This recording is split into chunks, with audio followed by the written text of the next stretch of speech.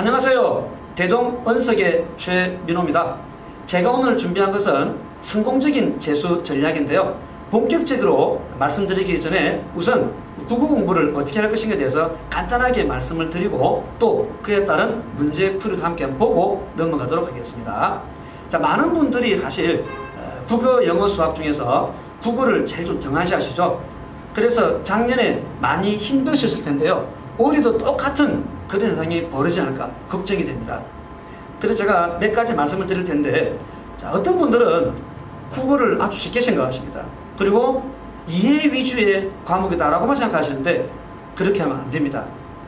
물론 이해가 선행이 돼야 되겠지만 반드시 암기도 뒤따라야 되는 거죠. 자, 여기 지금 문제 1번을 보시면, 자, 작년 수능 문법 문제인데요. 단순하지 않습니다. 여태까지는 어문이면 어문, 문장이면 문장, 어느 하나만 나왔었습니다. 근데 여기 지금 선택지를 보시면 두 가지를 묻고 있죠. 그래서 정확한, 명확한, 확실한 지식이 없으면 잘 풀지도 못하고 또 많은 시간을 잡아먹을 수밖에 없는 그런 문제였습니다. 여러분, 국어 공부 정말 깊이 있게 하셔야 됩니다. 자, 그러면 이 문법 문제 어떻게 해결할지 한번 보시겠습니다. 자, 1번. 보기의 A씨를 이해한 내용으로 옳지 않은 것을 했습니다. 자, A를 보시면 그는 위기를 좋은 기회로 삼았다. 자, 국어 문장에서 제일 중요한 것은 서술어죠. 그리고 서술어는 특별한 경우가 아니면, 즉 도치법이죠. 그런 특별한 경우 아니면 항상 맨 뒤에 있습니다. 자, 여기서 삼았다가 서술어입니다. 누가 삼았죠? 그는 삼았습니다. 무엇을 삼았느냐? 위기를 삼았습니다. 그 위기를 뭘로 삼았죠? 기회로 삼았습니다.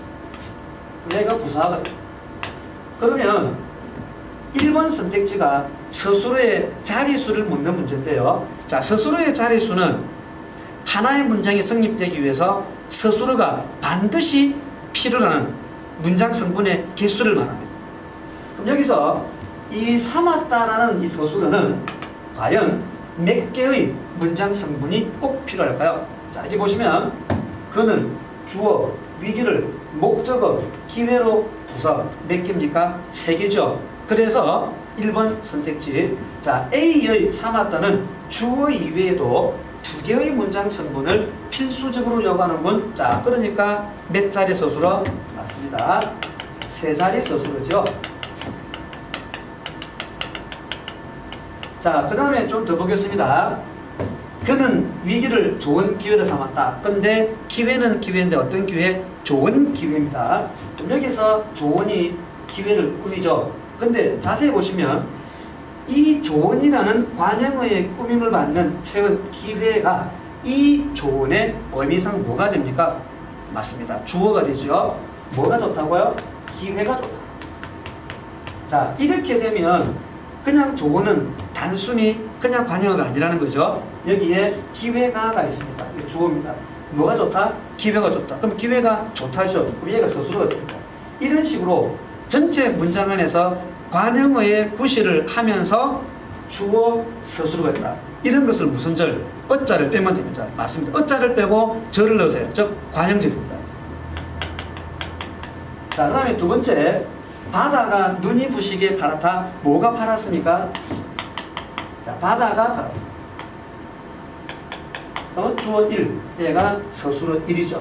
근데 어떻게 파랗냐면 눈이 부시게 파랗습니다. 물론 파랗다라는 용언을 꾸미기 때문에 눈이 부시기는 당연히 부사어지요. 근데 어자를 붙이겠는데 가만히 보니까 눈이가 주어고 부시다가 서술어가 되죠. 이럴 때는 어자 대신에 뭘 넣자? 절자를 넣으면 됩니다. 그래서 무슨 절? 부사절이 됩니다. 자, 그 다음에 동주는 반짝이는 별을 응시했다. 자, 응시했죠. 누가 응시했습니까? 동주가 응시했습니다. 무엇을요? 별을 응시했습니다. 목적입니다. 자, 그런데 어떤 별이냐 하면 반짝이는 별입니다. 자, 여기서 반짝이는이 별을 꾸며요. 근데 위에 거 A하고도 똑같죠. 반짝이는 별인데 이 반짝이는 이 별을 꾸미지 않습니까? 그런데 반짝이는의 꾸밈을 받는 이 별이 반짝이는의 의미상 뭐가 됩니까? 주어가 됩니다. 뭐가 반짝인다고요? 별이 반짝입니다. 그러면 관형인데 별이 주어 반짝이는 서술어가 되니까 무슨 절? 관형절 됩니다. 절은 이렇게 찾는 겁니다. 쉽죠? 자, 2번 선택지입니다. 자, B의 바다가와 그 다음에 눈이는 각각 다른 서술어의 주어다. 맞죠? 자, 바다가 파랗다. 그러니까 파랗다 바다가, 부시다 눈이. 이렇게 주어 서술어 관계가 됩니다. 자, 그 다음에 3번 선택지로 가시겠습니다. 자, C의 별을 여기 있습니다. C의 별을. 자, C의 별은 안긴 문장의 목적어다. 안긴 문장이 어디입니까? 여기죠. 관형절로 안기지 않습니까? 별이 반짝이죠. 근데 별이 반짝이는 이 관형절로 안긴 문장인데 이때 별은 목적어가 아니고 뭐예요? 주어입니다. 주어. 그리고 전체 아는 문장에서 목적어다. 됐습니다. 그럼 답은 3번이 되죠. 자, 그 다음에 4번 선택지 A의 조언과 C의 반짝이는, 자, A의 조언, C의 반짝이는 안긴 문장의 서술어다. 맞습니다. 관형절로 안긴 문장의 서술어죠. 기회가에 대한 주어에, 기회가 난 주어에 대한 서술어. 그 다음에 별이에 대한 서술어가 반짝이는이 됩니다. 그 다음에 5번. 자, B의 눈이 부시게와 C의 반짝이는 수식의 기능을 하는군. 자, B의 눈이 부시게는 무엇을 수식합니까? 파랗다. 그 다음에 C의 반짝이는 무엇을 수식합니까? 별을 수식하죠. 그래서 5번도 맞습니다. 자, 여러분 어떻습니까? 아주 시원하게 해결됐죠? 근데 제가 이렇게 되기까지 저도 엄청난 노력을 많이 했습니다. 사실 저도 20년 전에는요, 국어 공부 잘 못했습니다. 그래서 학생들이 질문으로 오면, 그래, 내일 얘기해 줄게. 이렇게 말했던 게 태반이었거든요. 근데 어느 날 제가 이런 생각했습니다. 이게 무슨 선생이지? 그래서 제가 그 다음날 서점에 가서 진짜 모든 문법서를 다 샀습니다. 그리고 문제집까지 싹 다 사가지고 하나하나 처음부터 개념도 공부 다시 했습니다. 그리고 외우고 또 외운 것을 써보고 또 기억이 안 난다? 그러면 또 다 책을 보고 그 다음 문제를 풀고 틀리면 또 개념 공부. 그렇게 하다 보니까 어느 날 그걸 하나 더 했습니다. 이것으로는 부족하다. 그래서 저는 아예 그냥 대학원 자체를 국어 문법 전공을 해버렸습니다. 그랬더니 어느 날인가 느낌이 오더라고요. 아, 이제야 뭔가 됐구나. 여러분 절대로 쉬운 거 없습니다. 자, 그러면 이제 본격적으로 제가 재수 생활의 성공 전략에 대해서 말씀을 드리겠습니다. 자, 우리가 첫 번째 이제 보시면 몸은 고3, 마음은 대학생, 소주의 삼겹살의 유혹이라고 되어 있습니다. 짐작하신 분도 계시겠지만 해마다 제가 재수생들 담임을 하는데요. 모의고사가 끝난 그 다음날 꽤 많은 학생들이 결석을 합니다. 왜 그런가 하고 전화를 해보면 다 자고 있습니다. 그래서 뭐지 하고 더 캐물어 보면 어제 모의고사 끝났다. 그래서 기분에 야 우리 고생했다. 한잔하자. 이래서 모여가지고 끼리끼리 모여서 술도 마시고 삼겹살도 먹는 겁니다. 그래서 속tem을 뻗어가지고 못 나오는 겁니다. 그런 식으로 공부해서 여러분들 뭐가 성공할 수 있겠습니까? 제목은 지금 성공적인 재수 전략이지만 실패라고도 제가 말씀드리는 겁니다. 저렇게 해서는 절대 안 됩니다.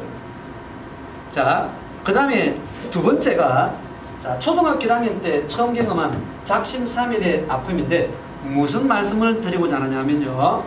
여러분 초등학생 되었을 때요. 여름방학 때 딱 보시면 느낌 뭡니까? 이게 생활계획표죠. 자, 우리는 지키지도 못할 약속을 합니다. 몇 시에 일어납니까? 6시에 일어나죠. 기상 7시까지 세수하고 그 다음에 7시부터 8시까지 아침 식사. 그 다음에는 언제까지입니까? 낮 12시까지 공부죠. 그 다음에 12시부터 1시까지 점심 먹고 맞습니까? 1시부터 또 6시까지 공부. 그 다음에 반드시 하는 게 있습니다. 12시가 되면 여러분 여기도 뭐라 씁니까? 꿈나라 쓰죠. 열 붙이고 그죠? 달 그리고 그 다음에 그 다음날 아침 6시에 일어납니다. 근데 이렇게 무리하게 짜다 보니까 첫날부터 실패죠. 이걸 우리가요 고3 때까지 지속하고 있습니다. 이 어리석음은. 그런데 한 번 더 하셔야 됩니다. 그런데 이번에는 실패하시면 안 됩니다. 자, 계획표를 짜셔야 됩니다. 그 계획표가 뭐냐면, 자, 1일 계획표예요. 자, 여러분들이 정규 수업 외에 아침에 비는 시간이 있다. 그 다음에 정규 수업 후에 또 비는 시간이 있다. 자습 시간이 있다. 그러면 여러분들이 표를 만들어 보세요. 자, 표를 이렇게 칸을 찔러서요. 네, 쭉 만드시고, 그래서 월요일부터 해서 이렇게 이제 일요일까지 표를 만듭니다. 그리고 여기다가 시간을 적죠. 그리고 여러분, 국어와 영어 같은 이 어학 공부는 최소한 일주일에 3일 이상 공부를 하셔야 됩니다. 그래야 감을 안 놓치십니다. 그러면 여러분들이, 자, 나는 월요일에 몇 시부터 몇 시까지 국어를 하겠다. 또 수요일은 언제까지, 일은 언제까지, 이렇게 정하십시오. 정하는데 책은 지금 여러분들 제일 처음이시죠. 그러니까 기본서를 보시는 게 좋겠습니다. 기본서도 종류가 두 가지겠습니다. 전체를 모아놓은 기본서가 있고, 그 다음에 화작문이나 또 고전문학, 또 현대소설, 이런 식으로 영역별로 된 기본서가 따로 있습니다. 그것은 여러분들 좋으실 때 하십시오. 어쨌든 가장 기본적인 책을 한권 정하십니다. 그러면 만약에 책이 이만큼 두껍다, 두께가, 그러면 나는 이거를 2개월 안에 끝내겠다, 이렇게 마음을 딱 먹으면 반으로 나누세요. 그러면 요 반이 한 달이죠. 그걸 다시 4등분 하면 일주일치 분량이 나옵니다. 여러분, 이 계획표를 짜실 때 여기 만약에 2월이다 그러면 월요일이죠. 이거는 2월 1일, 여기는 2월 2일, 이런 식으로 정확하게 하시고, 그 다음에 페이지도 2월 1일 월요일에 나는 이 기본서를 1쪽부터 해서 7쪽을 보겠다. 그 다음에 2월 3일 수요일에 8쪽부터 12쪽을 보겠다. 이런 식으로 해서 여러분 2개월 끝날 때까지 완벽하게 정확하게 범위를 나누셔야 됩니다. 그리고 오늘 공부했는데 잘했다, 수요일은 나 좀 못했다, 이런 식으로 정확하게 표시를 하시고, 그 다음 국어 여러분들 오답 노트가 꼭 필요합니다. 수학만 필요한 게 아닙니다.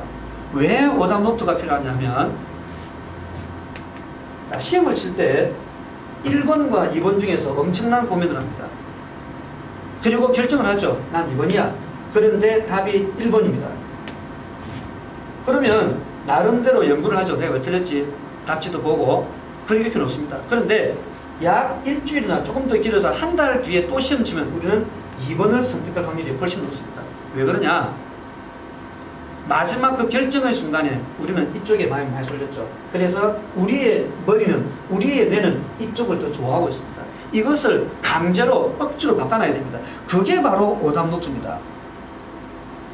그리고 국어는 수학과 달리 너무나 지문이 길지 않습니까? 그래서 굳이 따로 공책을 만들지 마시고 시험지에다가 바로 정리를 하세요. 나는 2번을 선택했다. 이유는 이렇다. 그런데 정답은 1번이었다. 내가 무엇을 잘못 생각했고, 또 1번이 정답일 수밖에 없는 이유, 이런 것들을 옆에다 적어 놓으십시오. 아시겠죠? 자, 이렇게 해서 이 계획표대로 여러분들 이제는 실패 없이 공부를 해 주셔야 됩니다. 그 다음에 국어 영역 중에서요, 자, 크게 3가지죠. 화작문, 그 다음에 문학, 그 다음에 독서, 즉 독해입니다. 가장 점수 따기가 쉽고 시간을 단축시키기 좋은 것이 문법입니다. 그리고 그 문법이, 영어도 마찬가지죠. 영문법이 제일 기본입니다. 그래야 독해가 되죠. 국어도 마찬가지입니다. 그래서 제일 먼저 여러분 국어 문법부터 정리를 하시기 바랍니다. 국어 문법에 대한 정리를 하시고, 자, 그 다음에는 문학을 하시든지 독해 하시든지 마음대로 하십시오. 아시겠습니까? 자, 그 다음에 뭐 문법이라든지 또 문학, 독해, 더 자세한 것은 아까 제가 보여드렸던 그런 방법들 또는 그런 깊이는 같이 수업 중에 나누기로 하시고요. 이 정도 하시면 되겠습니다. 자, 그 다음에 이 기본서가 끝나고 나면, 예를 들어서 2개월 끝났다. 그러면 이제 나는 좀 더 실전 들어가겠다. 그러면 영역별로 들어가셔도 되고, 또 아니면 종합편도 있습니다. 그런 거 보셔도 됩니다. 그 다음에 마지막에 가서는 내가 여태까지 기출문제를 모아놓은 걸 풀겠다. 아시겠죠? 그렇게 한 3단계 정도로 공부하시면 됩니다. 그리고 모르는 것은, 자, 답지를 보고도 도저히 이해가 안 간다. 그럼 무조건 저에게 가져오십시오. 제가 깨끗하게 해결해 드리겠습니다. 자, 그 다음에 우리가 이제 또 3번째 볼 게 뭐냐면, 여러분, 우리 주변에 부모님을 포함한 많은 어른들이 이런 말씀하시죠. 내가 10년만 젊었어도 라는 가정이 있습니다. 혹시 여러분도 그렇게 생각하십니까? 그래서 이 재수 생활에 뛰어드셨죠? 자, 내가 10년만 젊었어도 그렇게 말하시는 분들 99.9%가 실패입니다. 왜냐? 생활 습관은 그대로거든요. 설령 어른들께 진짜 10년의 시간을 다시 드렸는데도 절대로 못합니다. 왜? 습관은 그대로인데 뭐가 달라집니까? 제가 진짜 여러분 들고 싶은 얘기가 바로 이겁니다. 여러분들은 지금 1년을 더 얻었습니다. 학원만 다닌다고 성적 올라갈까요? 절대로 오르지 않습니다. 여러분들이 죽기 살기로 하지 않으면 여러분 왜 실패하셨죠? 본인 한번 돌아보십시오. 분명히 실패한 이유가 있습니다. 그 나쁜 습관을 고치지 못하면 여러분들은 실패입니다. 또 실패입니다. 삼수, 사수도 마찬가지입니다. 그래서 제가 이 제목을 내가 10년만 젊었어도의 맹점이라는 겁니다. 그래서 여러분 재수 생활은 올해로 이제 끝내셔야 됩니다. 한 번으로 끝내셔야 됩니다.